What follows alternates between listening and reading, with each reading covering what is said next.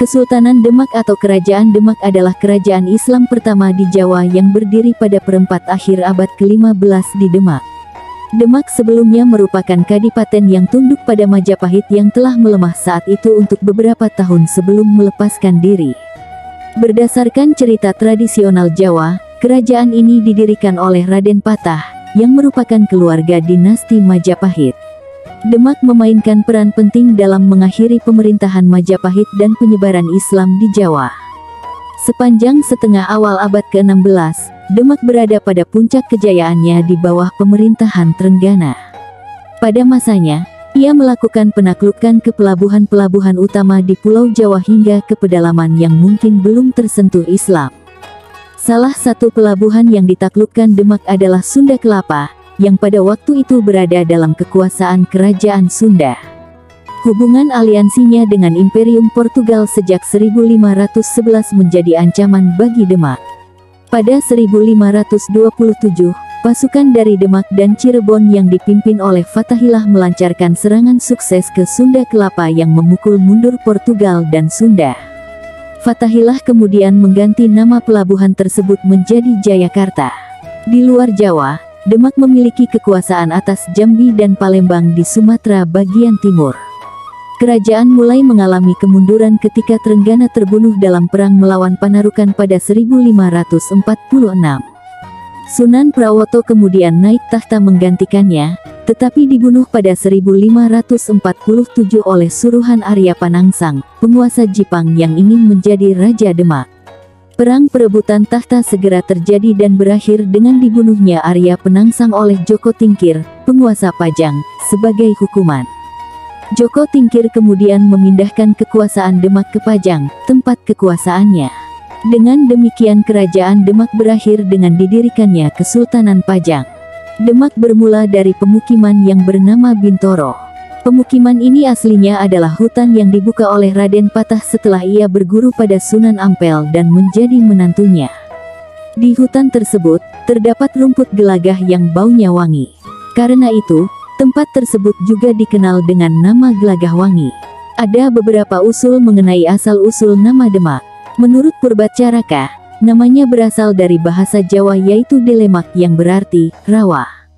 Menurut Hamka, namanya berasal dari bahasa Arab yaitu Dimak yang berarti mata air atau air mata. Menurut sejarawan lainnya, yaitu Sucipto Wiryo Suparto, namanya berasal dari sebuah kata dalam bahasa Kawi yang berarti hadiah atau pusaka. Asal-usul kerajaan Demak tidak diketahui dengan jelas. Kota Demak tampaknya didirikan pada perempat akhir abad ke-15 oleh seorang Muslim, kemungkinan besar seorang Tionghoa yang bernama Cek Kopo. Anaknya mungkin adalah orang yang oleh Tome Pires dalam Suma Orientalnya sebut sebagai Pate Rodim. Demak didirikan oleh Raden Patah, anak Raja Majapahit terakhir meskipun sejarawan Pigeaut dan H.J.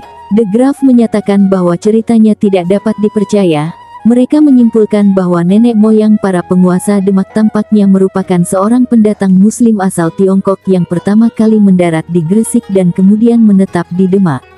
Masa Pati Unus. Pada masa kepemimpinannya, Demak merasa terancam dengan pendudukan Portugis di Malaka. Kemudian beberapa kali ia mengirimkan armada lautnya untuk menyerang Portugis di Malaka. Trenggana berjasa atas penyebaran Islam di Jawa Timur dan Jawa Tengah. Di bawahnya, Demak mulai menguasai daerah-daerah Jawa lainnya seperti merebut Sunda Kelapa dari Pajajaran serta menghalau tentara Portugis yang akan mendarat di sana. 1527 juga menaklukkan hampir seluruh Pasundan, Jawa Barat tahun 1528 sampai tahun 1540, serta wilayah-wilayah bekas Majapahit di Jawa Timur seperti Tuban 1527, Madura 1528, Madiun 1529, Surabaya dan Pasuruan. Tahun 1527 sampai tahun 1529 Kediri, 1529 dan Malang tahun 1529 sampai tahun 1545.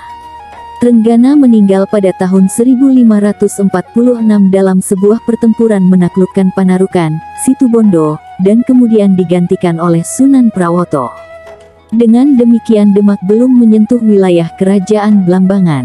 Salah seorang panglima perang Demak waktu itu adalah Fatahillah, pemuda asal Pasaid Sumatera, yang juga menjadi menantu Raja Trenggana. Sementara Maulana Hasanuddin putra Sunan Gunung Jati diperintah oleh Trenggana untuk menundukkan Banten Girang. Kemudian hari keturunan Maulana Hasanuddin menjadikan Banten sebagai kerajaan mandiri.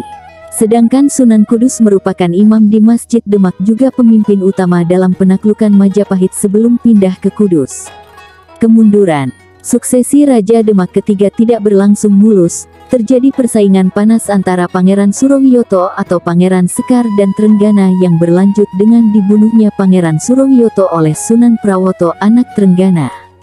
Peristiwa ini terjadi di tepi sungai saat Surowiyoto pulang dari masjid sehabis sholat Jumat. Sejak peristiwa itu Surowiyoto dikenal dengan sebutan Sekar Sedolepen yang artinya sekar gugur di sungai. Pada tahun 1546 Trenggana wafat dan tampuk kekuasaan dipegang oleh Sunan Prawoto, anak Trenggana, sebagai Raja Demak keempat. Akan tetapi pada tahun 1547 Sunan Prawoto dan istrinya dibunuh oleh rungkut pengikut Pangeran Arya Penangsang, putra Pangeran Surowiyoto. Pangeran Arya Penangsang adalah Adipati Jipang pada waktu itu. Adipati Arya Penangsang adalah murid terkasih dari Sunan Kudus. Diceritakan bahwa pengikut Arya Penangsang juga membunuh Pangeran Hadiri, penguasa Jepara atau Kalinyamat, suami Ratu Kalinyamat. Hal ini menyebabkan adipati-adipati di bawah Demak memusuhi Pangeran Arya Penangsang. Salah satunya adalah menantu Sultan Trenggono Joko Tingkir atau Sultan Hadiwijaya. Puncak dari peristiwa ini Arya Penangsang dibunuh oleh Sutawijaya anak angkat Joko Tingkir yang tergabung dalam pasukan Pajang saat menyerang Jipang. Dengan terbunuhnya Arya Penangsang, maka berakhirlah era Kesultanan Demak. Joko Tingkir memindahkan pusat pemerintahan ke Pajang dan mendirikan Kerajaan Pajang atau Kesultanan Pajang. Ekonomi. Tome Pires pada abad ke-16 mencatat bahwa komoditas utama yang menjadi ekspor Demak adalah beras, rempah-rempah, dan buah-buahan.